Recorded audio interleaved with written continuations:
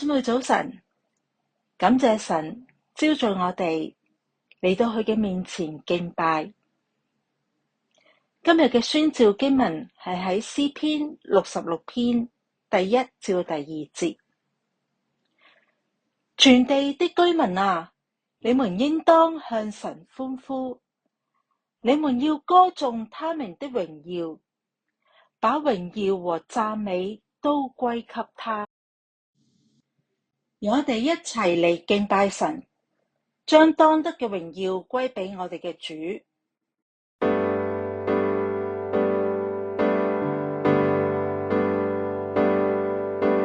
來敬拜上帝，來讚美上帝，榮耀至尊彰顯於世間。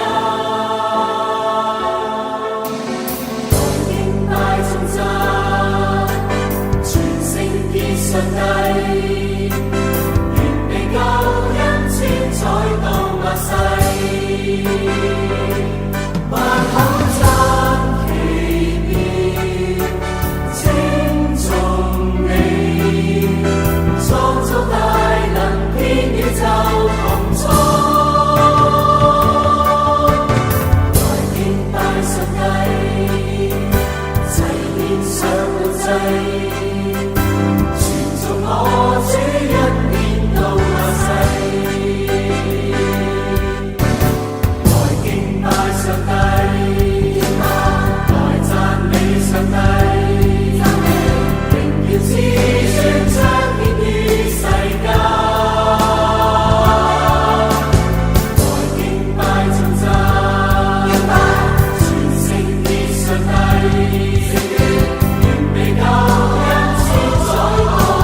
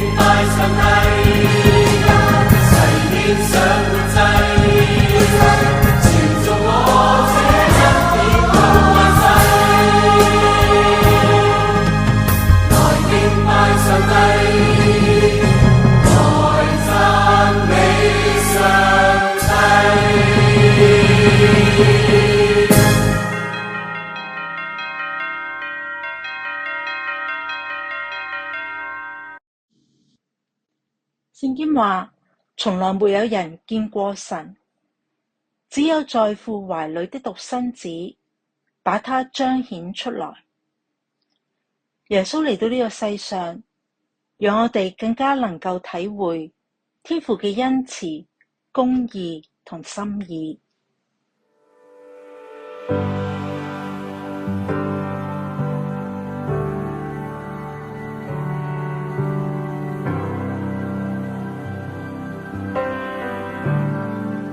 在钉十字架前，在你生命之前，你来到这世上，显明你的心，与罪人同坐席，医治伤心的人，使瞎眼的看见，显明你的爱。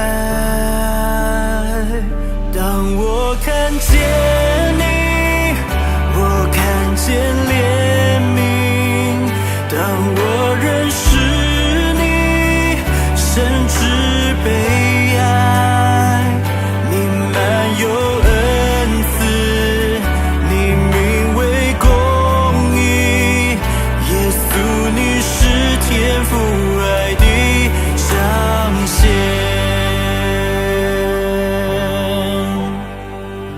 为罪付出代价，为救赎的十架，你来拯救世界，不是来定罪，慈爱怜悯流出，从此我属于你，永远不再隔离，称我为朋友。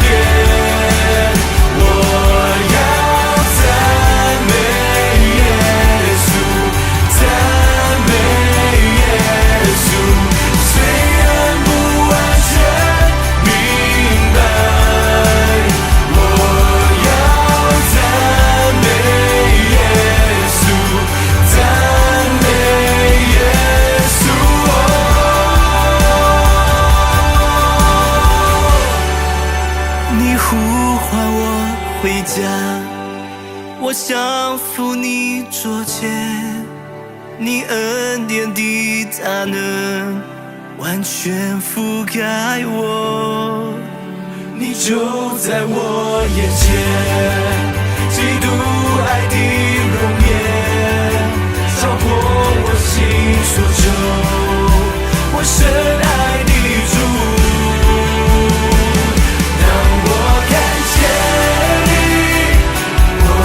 见怜悯，让我认识你，深知悲哀，你满有恩慈，你名为公义，耶稣你是天父爱的彰显，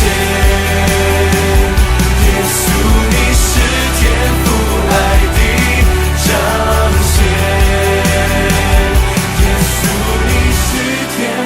来的彰显，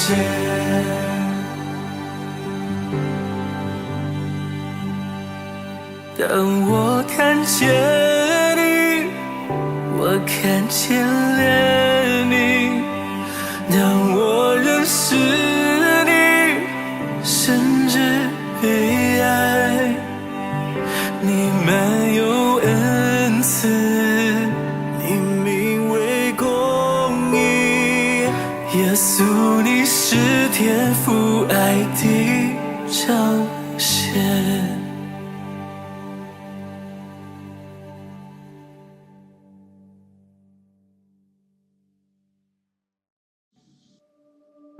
你們從前好像迷路的羊，但現在已經回到你們靈魂的牧人和監督那裏。弟兄姊妹，我哋嘅生命唔再係靠自己單獨咁去走，耶穌係我哋嘅牧人，引領我哋嘅一生。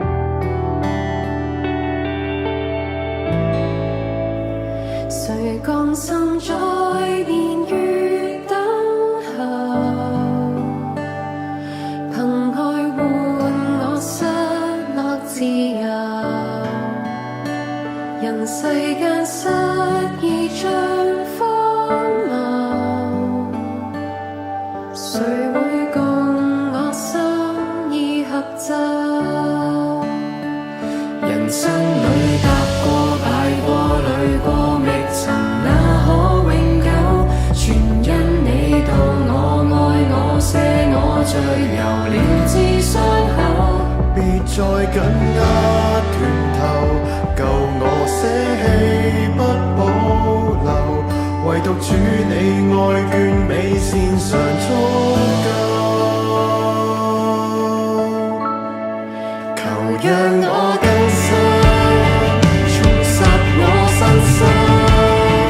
回望仍然是你迷途中指引，世界風雨飄搖，危險將走近，為你愛救到我怎樣？全是你保守，扶助我奔走。你因為常日滿像漫天星宿，根不再獨奏，因基督已是拯救。同道窄路發現你恩典，是一生之久。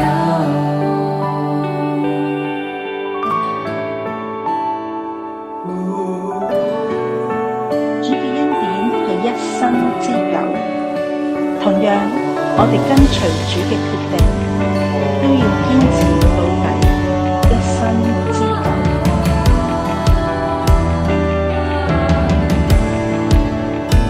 現困境是誰伴左右？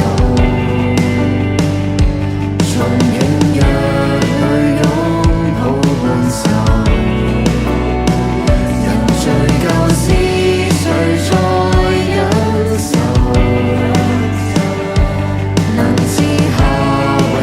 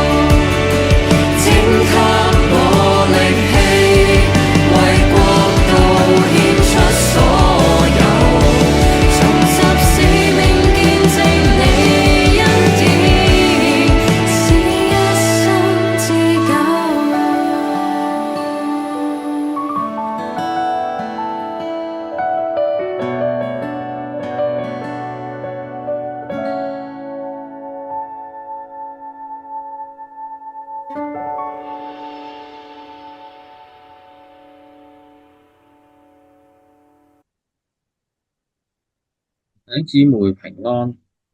今日嘅經文係記載響創世記35章1至7節。如果大家喺屋企有聖經嘅話，亦都可以打開；如果冇嘅，亦都可以去睇呢一個嘅啊。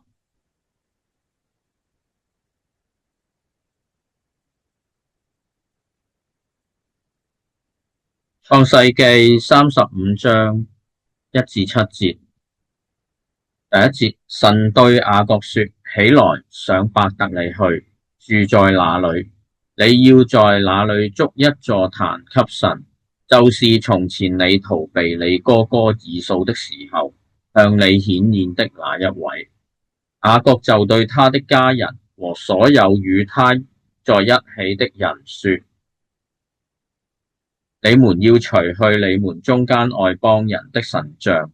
你們要潔淨自己，更換你們的衣服。我們要起程上伯特利去，我要在那裏給神築一座祭壇。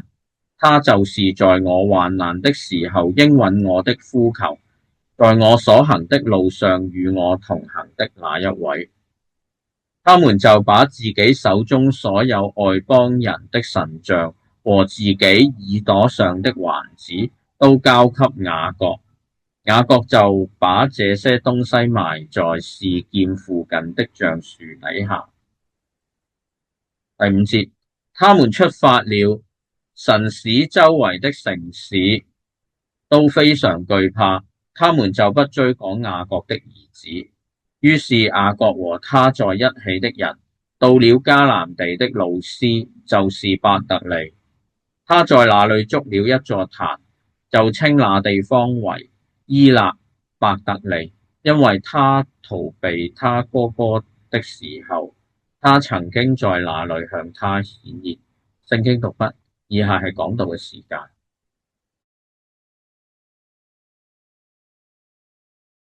弟兄姊妹平安。今日我哋又未能夠喺實體度聚會，但係唔緊要，我哋仲有可以喺呢一個嘅 YouTube 嗰個嘅去錄播，都可以同大家去見面。我哋一齊去低頭禱告咯。親愛嘅天父，我哋滿心感謝讚美你，感謝你俾我哋今日，我哋仍然安在家中，我哋可以有崇拜嘅時間。求主保守帶領，我哋一息間我哋都會有講道，有聽到嘅時候，求你去幫助孩子，叫到孩子雖然喺呢一個嘅電腦面前去講，但係希望都係講得清楚，令到弟兄姊妹有所嘅得益，亦都俾弟兄姊妹喺電腦嘅面前或者手機嘅面前，亦都有精神去聽孩子嘅信息。更重要嘅，主係你同對各人說話，求主保守帶領。多謝你，奉耶穌基督得勝嘅名字祈求，阿門。係啦，咁今日嘅講題啦，就叫做保留與捨棄啦。其實近呢幾年，係啦，近呢10年咧，其實香港咧都好興去講保育啊，或者懷舊啊、集體回憶啊呢啲。其實一啲嘅老店啊、老字號嘅餐廳啊，其實好多我哋由細到大見到嘅物件啦，其實都喺我哋嘅城中咧，就悄悄嘅咁樣去消失。咁我哋不如去睇睇我哋在今日嘅經文啦。呢個創世記嘅35章1至7節。今日我哋係講一個保留與捨棄嘅，個 PowerPoint OK。咁就保留與捨棄係講關於雅各嘅故事。咁我哋去睇，頭先講到好多嘅嘢去喺我哋嘅香港啦去消失啦。咁特別我哋每一日好多人都會搭港鐵啦，其實同我哋香港人嘅生活係息息相關啦。地鐵咁其實由地鐵通車開始啦，佢哋使用喺大堂啦或者月台嘅使用嘅時鐘咧，原來叫做瑞士雷達 Radio Bell。咁咧呢一個鐘咧，其實都差唔多已經將近完成呢個歷史任務，亦都漸漸走上呢個退役之路啦。咁而家呢種嘅鐘咧，其實剩翻好少，喺荃灣線就剩翻可能得1、2個嘅啫。咁大堂更加難去睇到呢款嘅鐘。原來喺瞬息萬變嘅世代洪流嗰度，時鐘嘅齒輪都不敵呢個時代嘅巨輪喎。咁我哋嘅生命又點樣呢？今朝我哋睇雅各呢段嘅經文，讓我哋都一齊睇下佢點樣去帶領自己，以及佢嘅家人喺呢方面嘅保留同捨棄。首先我哋要先了解呢段嘅經文嘅背景先啦。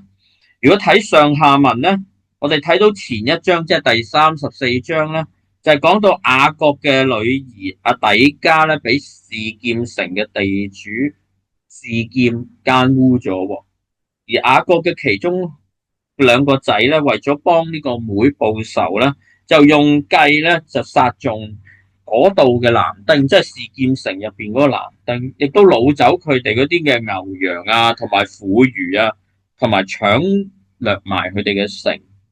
所以去到今日我哋呢段嘅經文第35章1節，神就命令雅各要上呢個伯特利咧去定居啦，亦都咧要喺嗰度咧去築一座壇俾神。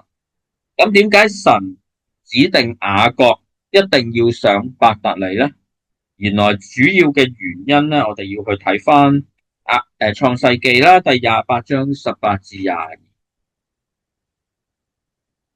咁原來呢一度講到啊，原來伯特利咧就係雅各多年前啊去逃避佢阿哥以掃嘅追殺，離家出走嘅時候，喺佢最艱難嘅時候，神就同佢去顯現，以及同佢立約嘅地方嚟嘅。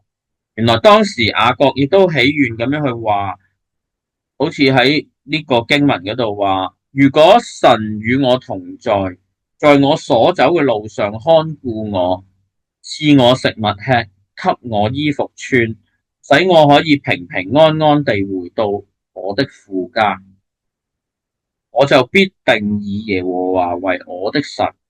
我立作石柱的那塊石頭必作神的殿，你賜給我的一切，我必把1/10獻給你。因為有咁嘅前因啦，所以神響呢一度第35章1節就向雅各去強調啊，就係從前你逃避你阿哥以掃嘅時候，向你顯現嗰一位啊。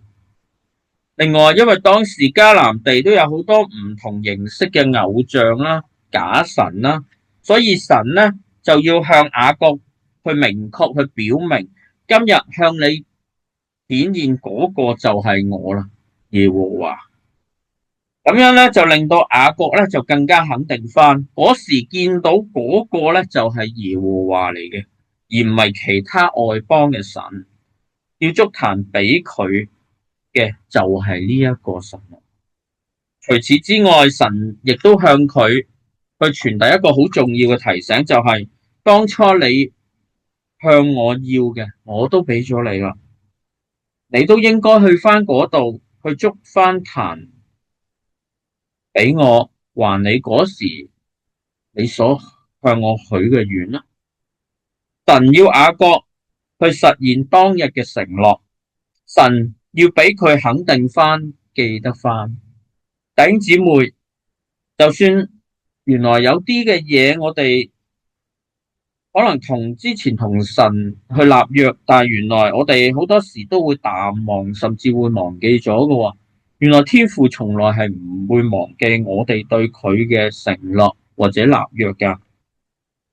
一位咧嘅牧者咧同我分享咧，佢80年代初嘅時候喺一個嘅聚會裏邊咧，佢有感動啊，聽完就要獻身咧作全時間侍奉嘅人啦，亦都打算咧進入神學院接受裝備，但後尾因為一啲嘅原因佢無法成事，咁佢就繼續做翻佢原本嘅工作，而對呢件事亦都漸漸冇咗回事。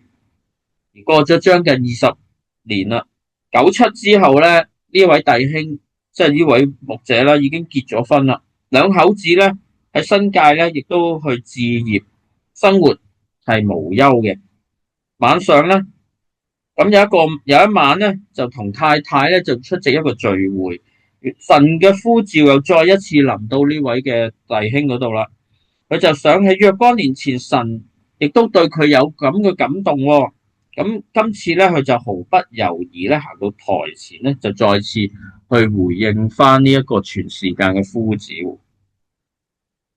無獨有偶，佢太太亦都竟然喺同一個嘅聚會入邊，亦都被神去呼召作呢個全時間侍奉嘅工人喎。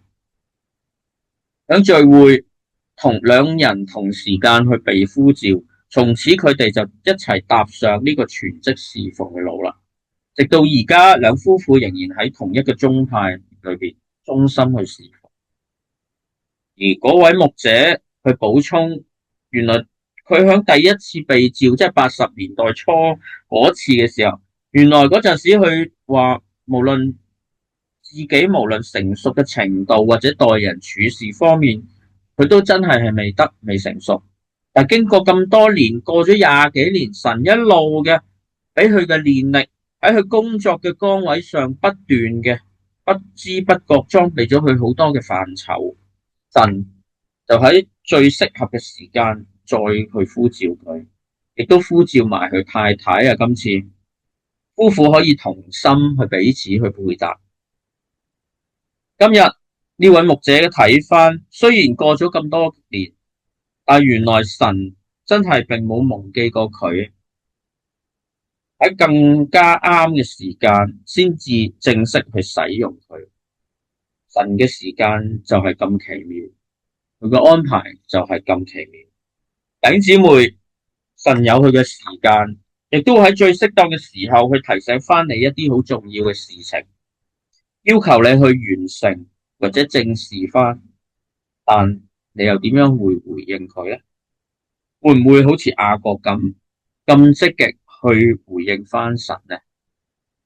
另外，人真係好善忘，會好容易去忘記神對我哋嘅恩惠或者恩典，但神卻係願意繼續同我哋一路同行，會俾機會我哋去親近佢，同佢去建立一個更緊密嘅關係。弟兄姊妹，你有冇經常去重溫或者數算神對你嘅恩典呢？另外，人真係好善忘嘅，會好容易去忘記神對我哋嘅恩惠同埋恩典，但係神佢係願意繼續同我哋一路同行喎，會俾我哋有機會去親近佢，同佢建立一個更緊密嘅關係。你有冇經常重溫或者數算神對你嘅恩典呢？雅各最終都冇因為害怕周邊嘅迦南人，為示劍城嘅事向佢報復，冇聽神嘅說話而唔上去伯特利，而佢係順服神，按神嘅吩咐而有行動，並且立即去做。到第二節，當雅各聽到神嘅命令啦，就吩咐佢嗰啲嘅屋企人同埋同佢一齊嘅人，需要去丟棄神唔喜悅嘅東西，仲講得好詳細添。始終佢哋一路因為都接觸得太多迦南其他嘅異教嘅風俗，喺佢哋今次未出發上路嘅時候，雅各就要求佢嘅屋企人要做齊3件事。第一就係要除去外族人嘅神像啦，因為可能佢嘅家人都仲係去留住呢啲嘅偶像。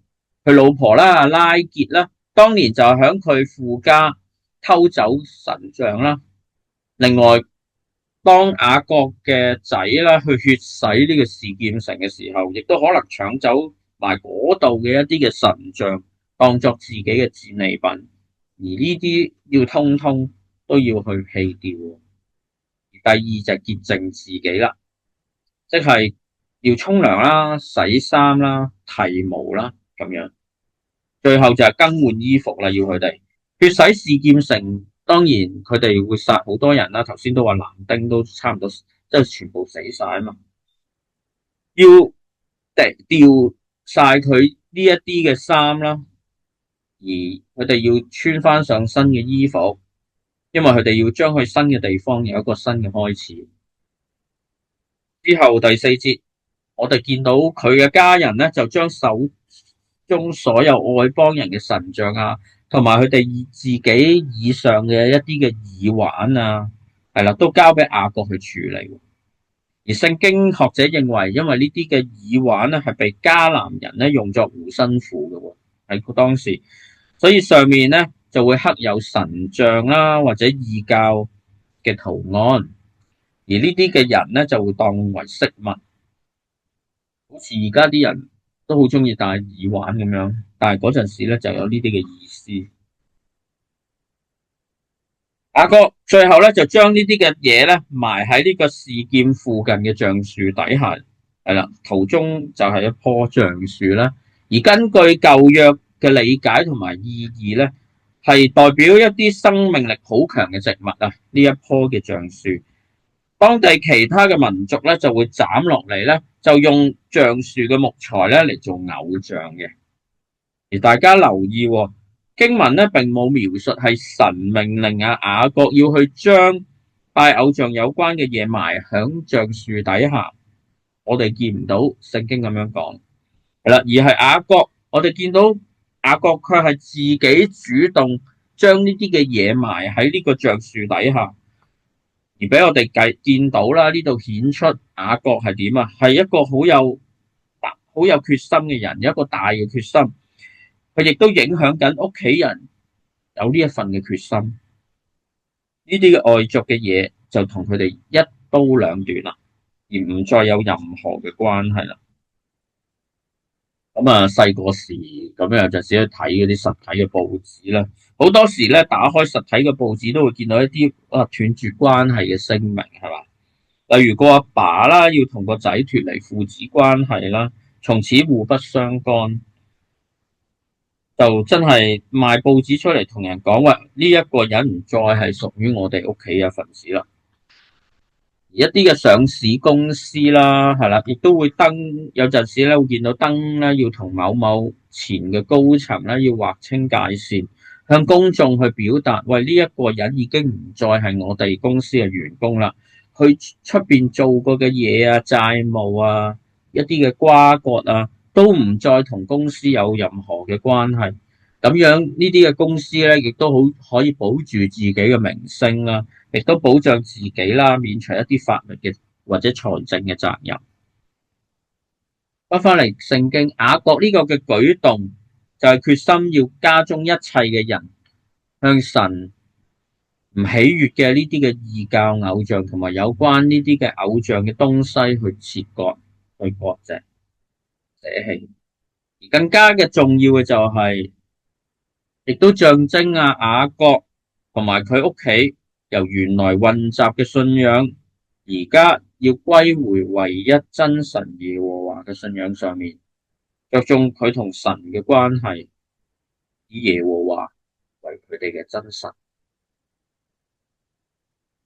喺屬靈上嘅意義就好似依家有啲嘅牧者咧，會上一啲初信或者即係洗禮嘅弟兄姊妹屋企啦，要拆偶像嗰個嘅行動咁啊。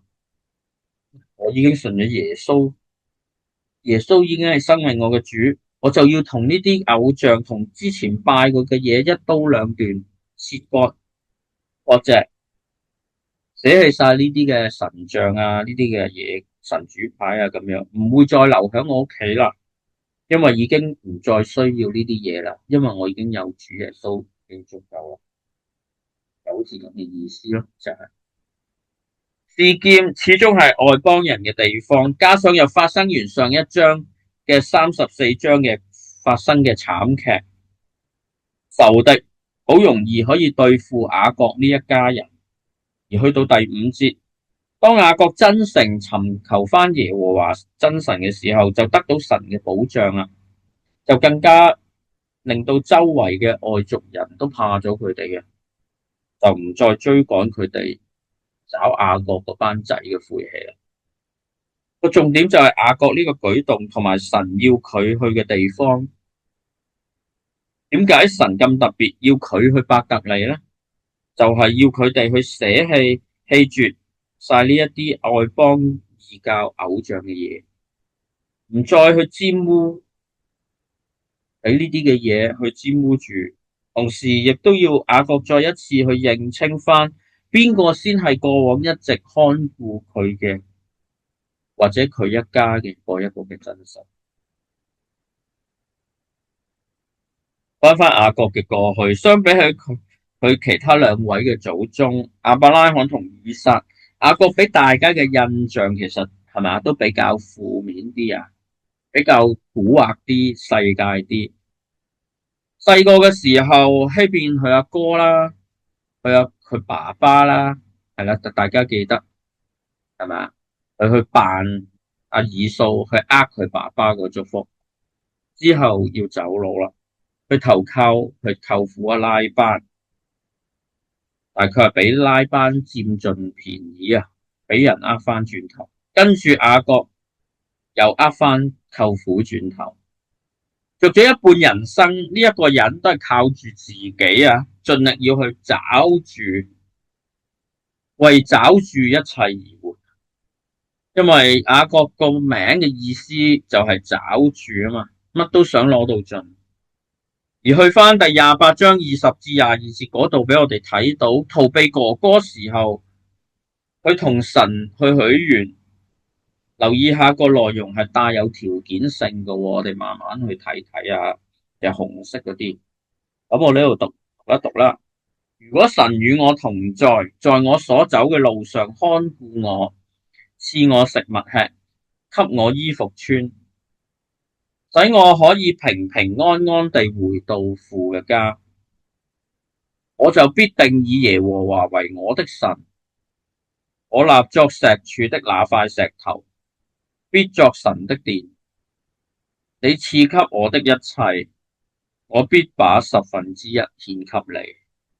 我哋見到個內容，哇，係咪啊？真係好人性啊！嗬，雅各就係要求神俾呢啲嘅嘢佢仍然有自我中心嘅嗰個劣根性，要神先賜福看顧我，俾咗呢啲嘢我先，就會以耶和華為佢嘅上帝啦。呢個就係佢28章嘅時候發生嘅事，啱啱年少氣盛，啱啱要走佬，逃避佢阿哥追晒佢嘅時候，佢咁樣去同神去講。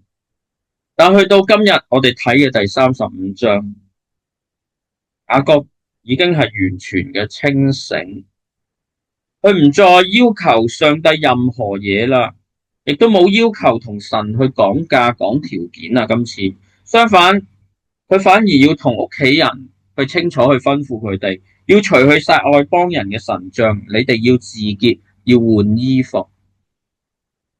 不單止雅各仲同佢哋講返，佢之前遇過見神，神曾經同佢一齊去同行嘅奇妙經歷。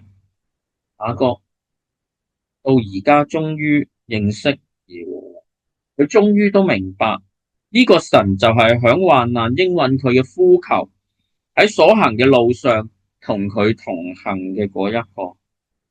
所以雅各更加去會主動去埋葬晒呢一啲危害佢哋家族信仰嘅嘢添。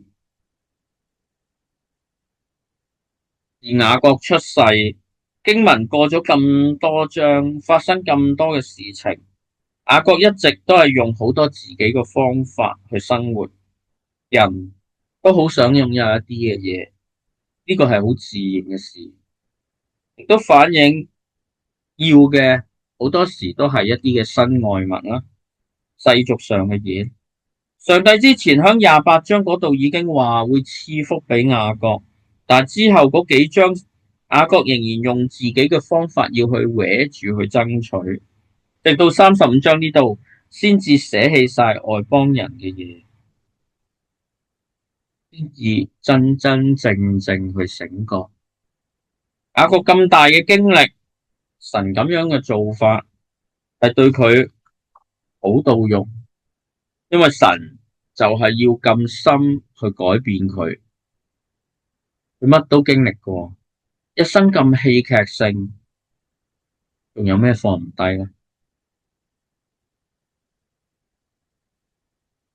講到保羅呢一部分啦，頭先我哋啱啱講咗呢個捨棄啦。而家我哋進入保留呢一部分，咁要保留啲乜咧？原來我哋就要保留神俾我哋嘅嘢。環顧雅各嘅人生，打從28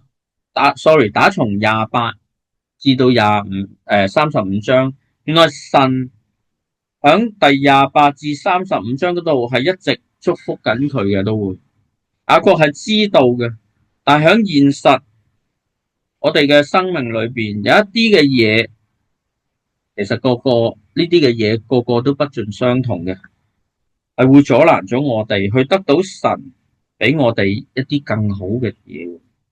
其實神俾咗我哋好多嘅嘢，我哋都能夠捉住保留呢啲咁好嘅嘢。我哋亦都要意識到，首先我哋要放低，要丟低翻一啲嘅嘢。究竟保留難啲定係捨棄難啲？對好多人嚟講，捨棄真係難嘅，斷捨難啊。相對我哋要保留嘅，其實有好多時都係用自己嘅方法去爭取翻嚟嘅嘢，定係我哋願意捨棄放低晒呢一啲嘢嚟捉緊上帝嘅應許。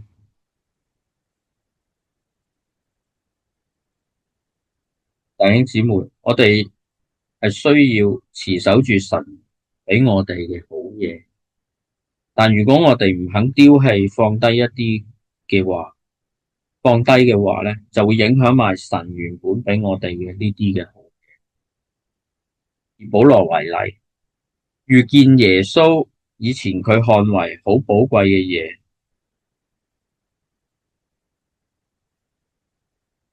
保羅曾經逼迫基督徒。原來當佢經歷完佢遇見耶穌喺大馬色嘅路上嘅劇變之後，佢看呢啲嘅嘢為廢物或者糞土，因為佢嗰陣時逼迫耶穌或者逼迫基督徒，覺得係好重要，係咪要捉人啦，周圍去。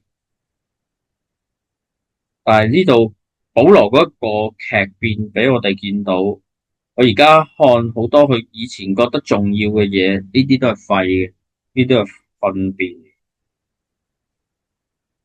嗰啲當然我頭先講每個人都唔同啦，我哋看為寶貴嘅嘢，指到好多嘅嘢。咁以保羅為例，可能佢以守律法為自引以為傲啦，或者佢擁有一個羅馬籍啦，甚至跟到一個名師學習啦，呢啲可能佢以前覺得好寶貴，而家但係佢話認識咗主耶穌之後，呢啲都已經唔再重要，對佢嚟講。弟兄姊妹，我哋又點呢？我哋可唔可以呢？其實唔需要成日諗住要得到一啲嘅身外物。大家記得神一定係俾最好嘅嘢我哋，哪怕只係平安。但係現實你知道嗱，環顧世界，我哋知道佢係唔會平安。當有人搏命去追求呢一啲嘅時候，係要不斷去諗計，所以其實人係唔平安。我認識一位嘅姊妹係國內人啊，咁佢響佢公司都做到好高級、好高職位。有一次佢出差要去歐洲公幹，喺當地認識咗一位嘅男士，係香港人嚟嘅。冇幾耐，佢哋兩個就一齊咗啦。後來呢個嘅姊妹要翻國內，而男朋友遲一啲都會翻嚟香港回流發展。男嘅就好想佢女朋友啦落到嚟香港去定居咁樣啦，去工作。咁大家就可以成日見面啦。但係女嘅佢係對呢個要求就好掙扎，因為真心唔願意去放低而家佢咁優厚嘅工作，被公司重點栽培緊嘅機會。所以姊妹要去諗清楚，佢要去捨棄，佢要去抉擇，究竟係要男朋友定係要佢嘅事業呢？除非姊妹要好決心要放棄佢而家國內嘅嘢，而嗰個男嘅又唔願意去上去，除非有其中一方願意去放低，否則佢哋就好難去維持呢段嘅異地戀。喺今日21世紀嘅社會，好多基督徒原來都唔願意去放低自己嘅諗法。我哋見到要求慾望神俾咗其他嘅，佢哋卻可能唔高興，唔通要自己爭取到先高興咩？一般人嘅心態可能真係咁樣。又例如我舉一啲例，舉例有一日，如果神同我講，你唔使再喺呢個中愛堂嗰度服侍啦，咁樣，咁我到時又會唔會願意去放低呢一度，攞住神俾我嘅恩賜，願意去開展新嘅嘢？但如果我唔繼續唔聽，繼續留喺度做嘅，又會唔會阻礙到神喺我生命中嘅計劃呢？呢個例子，好可能真係會影響到神去使用我嘅喎，可能影響到比神更大嘅使用，就好似雅各吩咐佢屋企人，叫佢哋去丟低晒嗰啲嘅神像一樣，不然就失去神對佢哋之後嘅保護同埋祝福。第5節已經好清楚，雅各佢哋一埋完晒所有偶像嘅嘢咧，佢哋就起行上伯特利啦。神就為佢哋做咗第一件事，就係叫周邊嘅人都怕咗佢哋。除此之外，頭先提及牧者嗰個見證，喺嗰20幾年嘅光景裏邊，牧者佢自己所經歷、所面對嘅都有唔同，而呢啲嘅經歷就係改變。原來上帝就係要我哋去經歷呢一啲嘅嘢，或者俾佢去經歷呢啲嘢之後再呼召佢。神呼召雅各重返，要去伯特利，亦都有佢嘅意思喺入邊。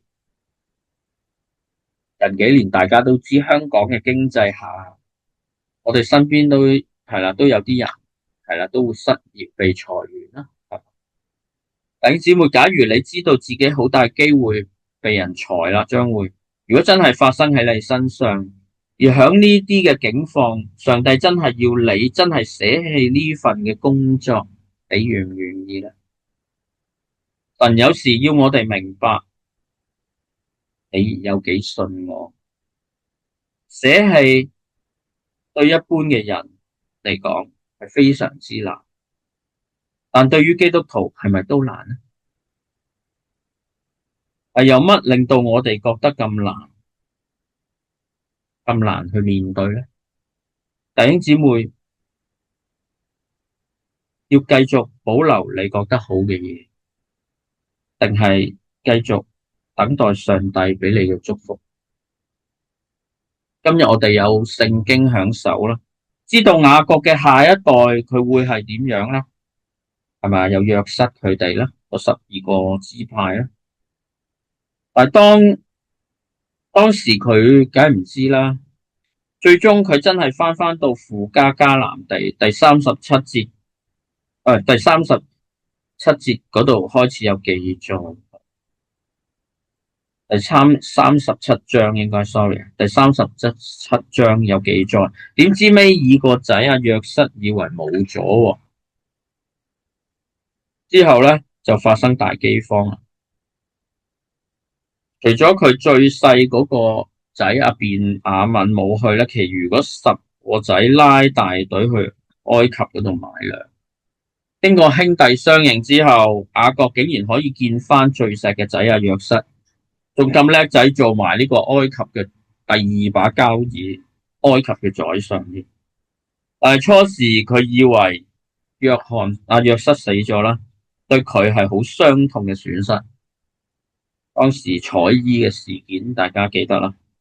正路諗，如果雅各當時仍然保留翻呢一啲異教信仰嘅嘢，神可能都會收翻。但係見到雅各喺我哋今日呢段經文見到佢係好徹底，就得到神嘅祝福，更加可以延續在之前佢對亞伯拉罕嘅應許，後裔就好似沙咁多，因為連彌賽亞都係從佢族譜而出。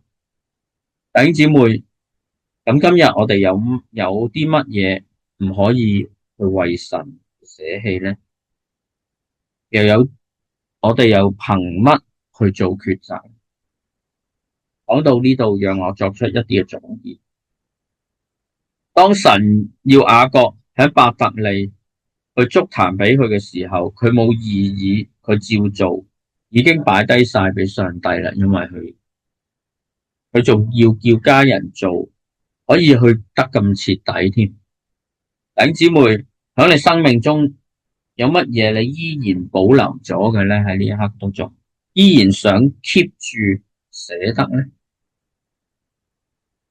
我哋可唔可以好似雅各咁有捨棄嘅決心同埋舉動，能去得更徹底咧？當放低咗，大家相信神都會賜下出人意外嘅平安俾我哋。大家相唔相信？大家相唔相信神會賜一個出人意外嘅平安俾你？過往嘅執着，相信每個人都會有啲。但係我哋有冇諗過，如果繼續要保留，要 keep 住，原來咁樣就會影響咗日後神有更好嘅嘢或者安排俾到我哋。各位，盼望我哋都將生命主權都交翻出嚟俾上帝，咁我哋先至可以真正做到真正嘅事。讓我哋一齊低頭禱告。親愛嘅天父，我哋喺雅各嘅故事裏邊，我哋見到佢嗰個嘅改變，由佢不斷嘅找住，不斷要同神去講條件，到佢正式去放低，正式去甚至乎叫埋佢嘅家人去放低，去走返相信耶和華嗰條路嗰度，叫到佢嘅生命，甚至乎佢家人嘅生命都徹底嘅改變。主要你係賜福佢，當然你都會賜福我哋中愛堂嘅每一個。求主俾我哋識得喺適時嘅捨棄。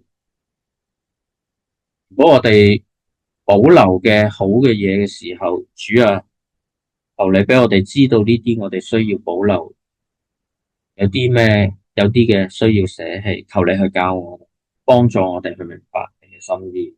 多謝你，奉主基督得勝嘅名字。今日嘅講道去到呢度。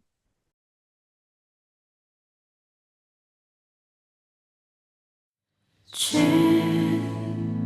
你是我亮光，是我生命的保障。主，你是尊貴，你是可畏，是我的高台。主，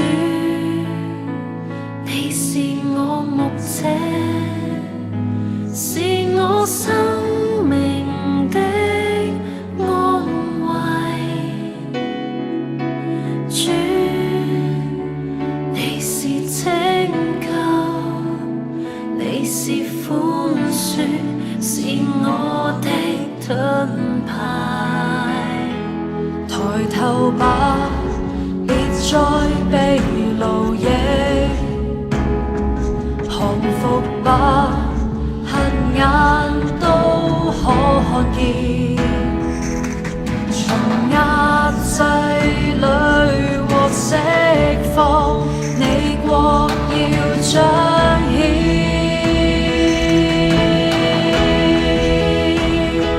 我要一生一世處在你聖殿，我要一心一意尋求你面，我要不惜一切順服你訓示。